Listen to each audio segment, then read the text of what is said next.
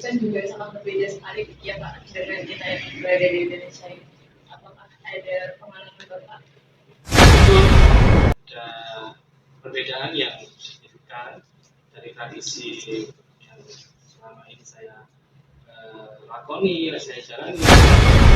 Jadi semakin banyak, alam semakin mendapatkan banyak tekanan, sehingga ini bisa menjadi pintu masuk kita untuk membaca kira-kira apa yang akan menjadi tantangan terhadap hambatan yang akan dialami di masyarakat. Nah, apa yang harus kita lakukan? Tentu kita harus mempersiapkan diri, berbanyak interaksi, kita harus banyak meningkatkan skill yang relevan, ya, social skill. Seberapa besar pengaruh nilai-nilai pesantren dalam menentukan pilihan karir seorang, khususnya Bapak sendiri? Jadi kita benarkan niat kita. Jadi niat kita itu apa? Nah, ini mungkin ya cara untuk mempertemukan atau menghubungkan antara perilaku amalia kita di dunia, termasuk karir yang kita lakukan ini, ya, dengan tanggung jawab spiritual kita. Jadi dengan kita punya niat mengajar, niatkan untuk beribadah, karena dengan mengajar kita bisa memotivasi orang, kita bisa berbagi pengetahuan, kita bisa mengajak mereka untuk lebih mengenal ayat-ayat kauniyahnya. Kebetulan kan saya bukan dosen di ilmu tafsir misalnya kan, atau ilmu hadis, tapi kan di ilmu kesehatan sosial yang cenderung umum, tapi kan bisa dikaitkan dengan membaca dan juga mengatasi masalah-masalah sosial, yang itu adalah ayat-ayat kauniyah, ayat-ayat yang muncul dari fenomena sosial.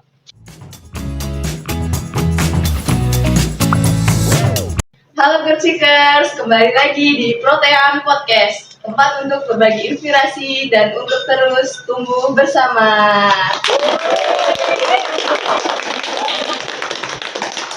Dengan saya Intan Oktinawati dari Universitas Muhammadiyah Sidoarjo, mahasiswi magang di Protean Institute. Oke, kali ini untuk tema podcast kali ini kita akan membahas pemuda santri memandang karir dunia dengan narasumber kita Bapak Muhammad Izulhaq SOS MSc. Beri tepuk tangan. Oke, Pak. Bisa diceritakan Pak untuk perjalanan karir Bapak selama ini? Baik, terima kasih. Assalamualaikum warahmatullahi wabarakatuh. Waalaikumsalam. Sebagai seorang santri, saya memulai perjalanan hidup dari keluarga yang religius, berarti saya besar dan berkembang di pesantren. Saya dulu dibesarkan di pondok pesantren Darulum, Darul Jombang, satu pondok tua dan juga besar di Jombang, Jawa Timur, dan lingkungan keluarga yang itu religius menanamkan nilai-nilai tertentu itu mempengaruhi saya dan membuat saya menjadikan identitas santri sebagai bagian tidak terpisahkan. Itu kemudian mempengaruhi terkait dengan bagaimana saya menjalani proses pembelajaran dan juga berkarir saat ini sebagai dosen di kampus Islam negeri UIN Indonesia dan Jakarta di program seperti ilmu kesejahteraan sosial, yang walaupun nama prodinya ini terkesan umum bagaimana prodi kesejahteraan sosial di kampus-kampus lainnya, tapi dengan ditempatkannya di kampus Islam itu saya terus belajar dan melihat relevansi atau keterkaitan antara apa yang sudah selama ini saya lakukan dan saya jalani ya, sebagai santri, dan bagaimana itu kemudian berkontribusi untuk pengembangan ilmuwan dan juga praktek kesehatan sosial. Ini ada sebuah program, ada sebuah situasi menginterkoneksikan antara apa yang saya pelajari dan juga saya alami selama ini, dan juga dengan karir yang sekarang saya dulu sebagai dosen di produksi. Oh, jadi sekarang ini apakah karir yang kerjakan saat ini di luar bidangnya Bapak atau relevan Pak sama eh, selama Bapak? Saya saya selalu mencoba untuk menemukan relevansi. Jadi itu menjadi salah satu cara saya untuk selalu menemukan titik temu dari apa yang saya dapatkan dengan apa yang sudah pernah saya pelajari dan kebetulan memang tema-tema terkait dengan bagaimana promosikan kesehatan sosial itu juga tema-tema yang ada juga dalam nilai agama kita. Bagaimana Islam misalnya membutuhkan kita untuk memperhatikan kelompok rentan, kelompok lemah, dan juga kita didorong untuk meningkatkan kebahagiaan di dunia dan akhirat seperti kita Rabbana atina fid dunya hasanah wa fil akhirati hasanah wa qina adzabannar. Jadi ada relevansi yang kemudian bisa saya temukan di situ. Dan dengan saya berkarir sebagai dosen itu ada panggilan juga untuk bagaimana turut serta meningkatkan sinergitas ya, antara nilai-nilai agama dengan nilai dan praktek sosial.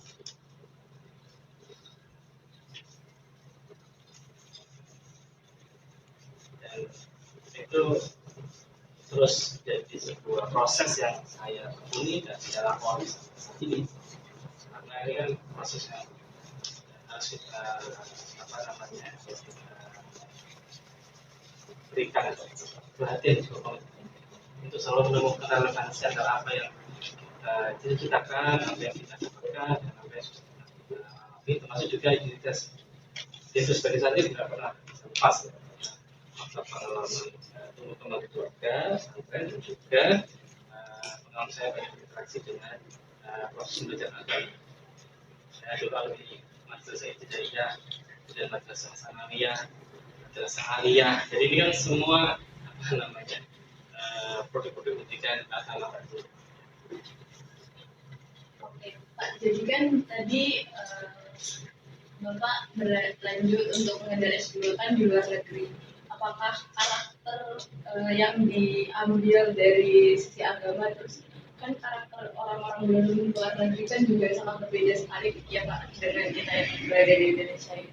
Apakah ada pengalaman Bapak? Iya, pastinya ada pengalaman keterkejutan budaya atau culture shock yang dialami, dan ini menjadi nilai lebih ya bagi siapapun mereka yang punya pengalaman atau identitas santri ketika kemudian melanjutkan studi atau tinggal di luar negeri yang berkarakter cenderung misalkan antara urusan agama dan publik, tidak atau istilahnya sekuler.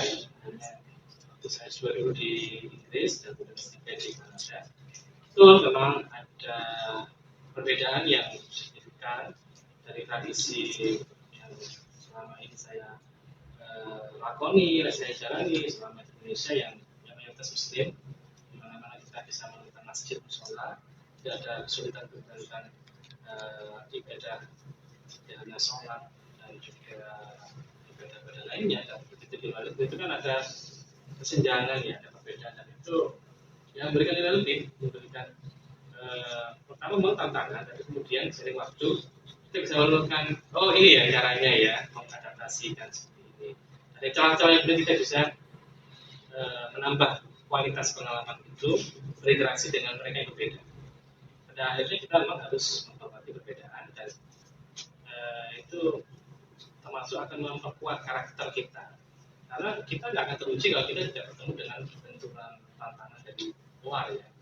Artinya kita bisa keluar dari fenomena seperti halnya kata tambah burung, maka kita bisa melihat oh ada batas-batas yang harus kita jaga. Jadi Pak, untuk ilmu dari pesantren terus dari keluarga berarti kan membantu Bapak di bidang karir di luar negeri ataupun di dalam negeri. Untuk personal branding, kalau dikatakan anak-anak zaman sekarang kan orang-orang pesan, apakah Bapak setuju dengan kata mereka orang-orang pesantren ini tertinggal karena kan untuk kegiatannya hanya di lingkup-lingkup itu saja. Ya, kalau statement ini dimunculkan atau diutarakan pada tahun 70-an, 60-an, awal 90-an, saya bisa beberapa segi sepakat. Tapi situasi sekarang berbeda ya. Jadi sejak 90-an akhir tahun 2000-an sampai sekarang 2024, kita bisa melihat keragaman yang luar biasa ya dari aspek bagaimana bentuk, format dan juga manajemen pesantren. Dari segi jenisnya memang semakin banyak pesantren yang sudah mengkombinasikan pendidikan keagamaan plus pendidikan umum yang justru itu malah lebih menjadi proporsi utama, tapi pendidikan agama menjadi basis atau dasar sebelum pendidikan umum itu diajarkan ataupun dilakukan. Kita sudah mulai bisa menemukan banyak sekali pesantren yang modern, yang tidak lagi bercorak pesantren hanya melulu itu saja, artinya pendidikan agama dengan berlandaskan pada pengajaran kitab kuning secara slogan maupun kandungan. Nanti kita sudah bisa melihat ya banyak contoh pesantren yang mengkombinasikan itu dengan proporsi nilai misalnya 70, 30%, 70%, 30% untuk pendidikan umum. Tapi karakter sebagai pesantren di mana mereka tinggal di suatu asrama, ada kiai, bunyai, ada pengasuh, ada dewan pengasuh ya, ustadz, ustazah, itu tetap menjadi ciri khas pesantren dan itu masih banyak. Jadi saya tidak setuju jika itu diterapkan pada tahun ini. Dan malah saya bisa melihat pesantren itu sebagai benteng moral untuk para santri, dan kita juga melihat misalnya bagaimana perhatian pemerintah yang semakin kesini semakin proaktif dan juga afirmatif dalam mendorong santri itu agar nantinya ketika lulus tidak hanya sekedar berandal, hanya paham dan menguasai agama, dan juga bisa bicara dan juga berkiprah di pendidikan non agama. Ini kemajuan yang harus kita apresiasi. Jadi nanti juga ini bantahan ya bahwasanya santri tidak bisa bukan apapun. Sekarang kan kita bisa melihat santri jadi jenderal, santri jadi dokter, santri jadi guru, ya, ada juga banyak siswa santri prestasi itu kuliah di kemudian apapun yang. Jadi ini kemajuan yang harus kita apresiasi dan kita dukung.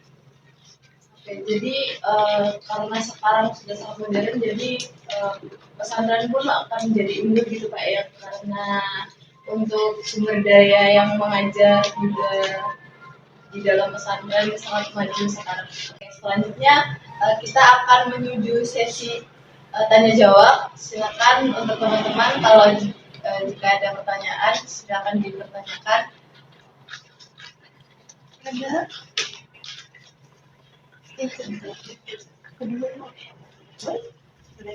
Silakan. Ini Pak, mungkin gimana ya caranya kayak tantangan dan peluang kita gitu Pak sebagai generasi muda kayak gitu, kayak gimana Pak kalau melihat ke depannya kalau menurut Bapak sendiri? Ya, pertanyaan ini umum ya, dan saya akan mencoba untuk respon dan menjawabnya. Tantangan dan peluang bagi generasi muda dalam menyikapi situasi kekinian yang ya itu bisa mengatakan bahwa situasi sekarang dan ke depan itu kan semakin kompleks ya. Kalau kita menggunakan futuristik, isu-isu global itu akan semakin banyak mengaruhi apa yang terjadi di lokal, dan situasi lokal juga bisa mencuat atau melejitkan di lingkup global. Dan memang santri itu dalam melihat situasi yang sedemikian kompleks dan tantangan peluang tersebut, dia harus menguatkan literasi. Jadi harus banyak tahu, ya banyak tahu, banyak baca, banyak berinteraksi sehingga dia bisa mendapatkan pengetahuan tentang apa yang menjadi tren. Kan kita tahu ya ada tren yang muncul untuk depan seperti apa, peluang-peluang seperti apa. Ini harus tahu dulu petanya. Nah itu dikaitkan dengan potensi minat bakat yang dimiliki. Jadi kalau misalnya kita punya potensi minat bakat A, kita harus tahu tren depan untuk tema A itu seperti apa. Kalau kita punya potensi minat bakat di bidang B, kita harus tahu nanti ke depan kira-kira temanya seperti apa. Jadi kemampuan untuk membaca peta situasi dan kondisi di masa yang akan datang itu menjadi hal yang sangat penting. Dan ini sebenarnya relevan ya dengan kita punya dalil ya sebenarnya. Ayat pertama kali diturunkan kepada Rasulullah SAW itu kan surat Al-Alaq ya, Iqra, bacalah. Artinya memang literasi itu jadi hal yang penting. Tidak hanya sudah membaca teks dan buku, ini juga membaca alam ya, ayat-ayat kauniyah. Fenomena apa ini terjadi? Misalnya sekarang lagi yang ramai apa? Renewable energy atau sustainability. Kita bisa kaitkan itu. Bagaimana dengan sustainability dalam misalnya kita tertarik dengan apa? Apa yang akan muncul? Dan pasti masalah itu akan semakin bertambah karena zaman semakin maju, penduduk semakin banyak, alam semakin mendapatkan banyak tekanan sehingga ini bisa menjadi pintu masuk kita untuk membaca kira-kira apa yang akan menjadi tantangan terhadap hambatan yang akan dialami di masa yang akan datang. Nah, apa yang harus kita lakukan? Itu kita harus mempersiapkan diri, berbanyak interaksi, kita harus banyak meningkatkan skill yang relevan ya, social skill, kemudian juga kita harus memiliki ketahanan mental karena juga menjadi hal yang menghambat kita berkarir dengan matang dan kita masih memiliki problem-problem mental yang misalnya insecure, minder, ini kan hal-hal yang harus kita tangani ya. Percaya diri, terus punya keberanian.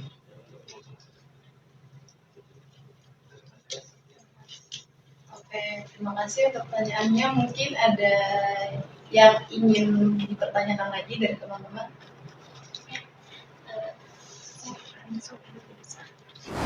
Seberapa besar pengaruh nilai-nilai pesantren dalam menentukan pilihan karir seorang, khususnya Bapak sendiri? Ya. Jadi akibat saya besar dalam hubungan partai religius itu kemudian untuk karakter dan identitas saya sebagai santri yang dalam konteks relasi ya itu tidak diajarkan untuk memiliki unggah-ungguh atau menghormati tua juga kita juga menjaga marwah ya dan kemudian diri masa lalu dulu. Nah itu kemudian ya satu sisi kemudian ya dalam ceritanya mempengaruhi karir yang saya tempuh ya. Dia juga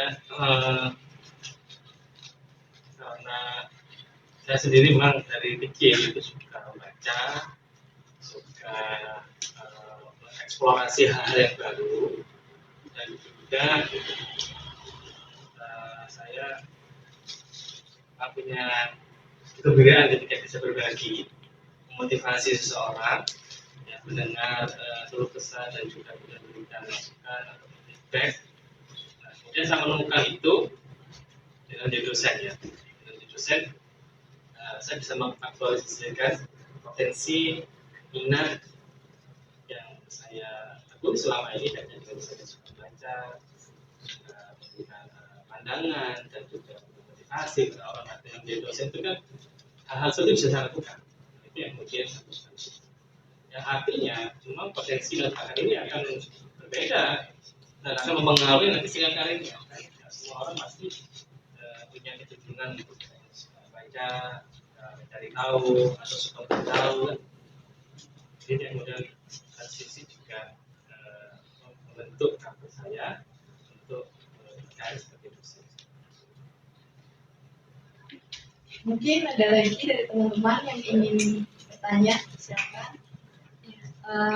Bagaimana sih pandangan Bapak sendiri gitu tentang keseimbangan antara pengejaran karir itu kan berkaitan langsung dengan dunia dengan keseimbangan tanggung jawab spiritualnya gitu sebagai santri. Ya. Kita memang diingatkan ya untuk selalu jaga niat kita, dan segala sesuatu itu bisa bernilai ibadah tergantung pada niat yang kita miliki. Ada sebuah hadis kan yang terkenal, hadis nomor 1 ya di kitab Al-Baqi Nawawiyah dari Imam Nawawi, nama amal bin niat. Jadi ini cara praktis kita untuk beribadah berpahala dengan yang penting kita benarkan niat kita. Jadi niat kita itu apa? Nah ini mungkin ya cara untuk mempertemukan atau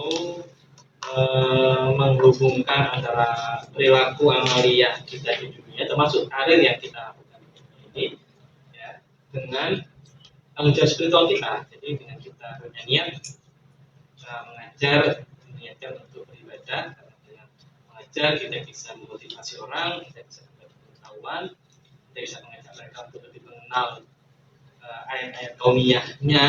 Betul kan, saya bukan dosen di ilmu tafsir misalnya kan, atau ilmu hadis, tapi kan di ilmu kesehatan sosial yang cenderung umum, tapi kan bisa dikaitkan dengan membaca dan juga mengatasi masalah-masalah sosial, yang itu adalah ayat-ayat kauniyah, ayat-ayat yang muncul dari fenomena sosial masyarakat. Jadi bisa itu dijadikan sebagai sebuah niat ya, untuk beribadah kepada Allah SWT dengan cara karir sebagai dosen. Artinya begini, karir apapun itu, menjadi insinyur, menjadi dokter, menjadi konsultan, ya, menjadi peneliti, atau menjadi arsitek, apapun karir itu ya, kalau kita bisa temukan celah menghubungkan itu dengan niat beribadah kepada Allah SWT, insya Allah itu akan menjadi sebuah sinergitas.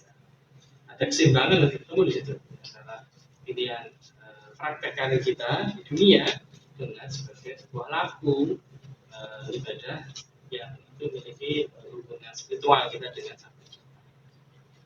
Cuma itu nggak mudah ya. Tapi satu sisi itu malah bisa membantu kita untuk profesional. Karena kalau sudah hanya ibadah, kita malah nggak mikir gaji kan. Artinya ya mikir, cuman nggak menjadi suatu hal yang utama gitu. Karena yang justru utama adalah ridwan Allah. Sehingga kita bisa lebih profesional. Ya. Oh, kita semua bekerja karir karena nilai Allah. Allah dengan Allah untuk Allah. Itu ada yang gitu. Ya. Kita bisa lebih profesional. Oke, jadi sekian untuk sesi tanya jawab kita hari ini. Jadi itu selanjutnya Pak, harapan-harapan Bapak untuk Protean. Ya. Terima kasih. Jadi saya menyebut baik inisiatif dari Protean untuk terus berkiprah di dalam mengembangkan dan mendiskusikan ya, peluang, potensi, dan juga pengembangan karir. Karena kalau kita tidak merencanakan karir dengan baik, ya kita nggak bisa harapannya. Kan ada ungkapan ya, jika kalian gagal merencanakan, maka kalian merencanakan kegagalan. Maka paling penting karir itu dikerjakan sedini mungkin dengan berangkat dari potensi dan bakat. Ya, yang kemudian nanti bagaimana karir itu akan kita tuju, ya, kita rencanakan lebih baik. Dan tentu jangan lupa kita sandingkan dengan niat beribadah ya, sebagai jalan kita untuk mendekatkan diri dan lain berbeda dari Allah untuk kebaikan semesta.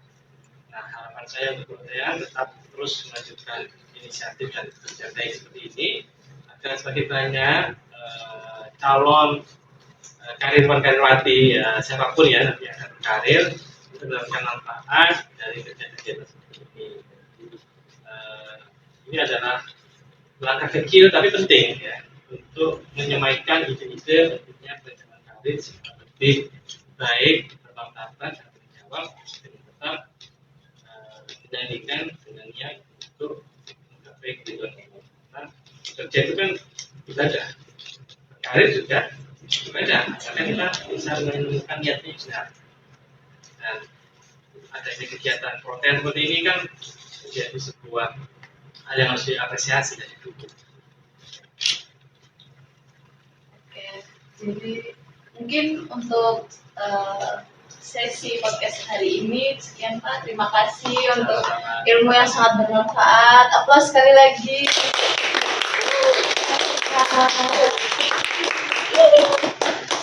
Baik, sekian dari saya akhiri. Wassalamualaikum warahmatullahi wabarakatuh. Waalaikumsalam warahmatullahi wabarakatuh.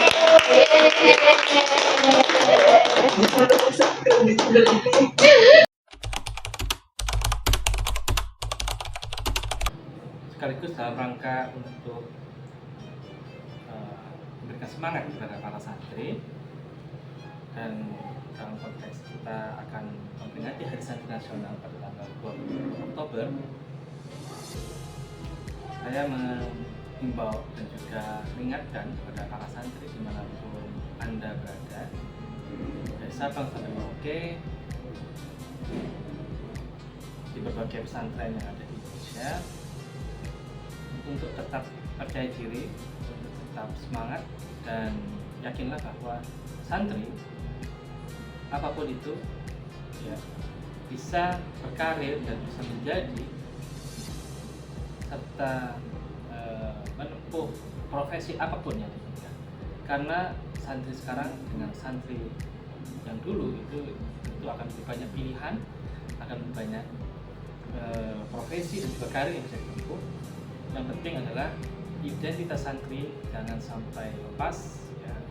Tetap mengaji, tetap belajar, tetap membaca, membuka wawasan, ya, meningkatkan literasi dengan selalu memiliki niat yang tulus bahwa segala amal ikhtiar kita untuk belajar dan berkarir itu adalah karena dan demi mengharap ridhoan Allah.